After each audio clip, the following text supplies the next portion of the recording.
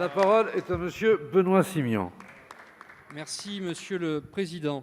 Monsieur le ministre de l'économie, voilà maintenant bientôt 1 an et demi que les viticulteurs français souffrent d'une hausse des taxes de douane de 25% de la part des États-Unis sur leurs exportations de vin.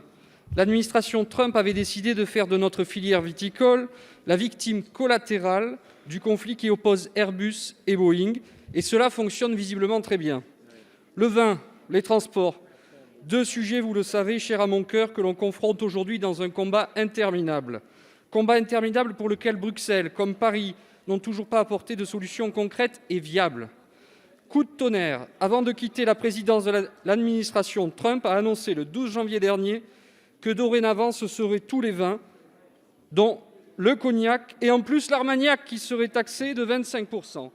Ces annonces vont probablement coûter 1 milliard d'euros de perte de chiffre d'affaires à notre pays, sachant que 600 millions ont déjà été perdus pour l'année 2020.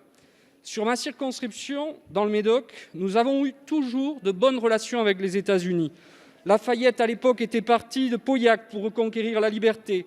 Mais l'année 2020 a été fatale. Fermeture de l'usine Ford, coup dur pour la viticulture. Alors, monsieur le ministre, je sais que vous avez initié l'ouverture d'un fonds de solidarité aux viticulteurs. Vous avez autorisé les entreprises à rembourser en différé les prêts garantis par l'État. Si ces mesures ponctuelles permettent de faire respirer notre filière, elles ne sont que des solutions de court terme qui mettent notre viticulture aujourd'hui sous perfusion d'argent public.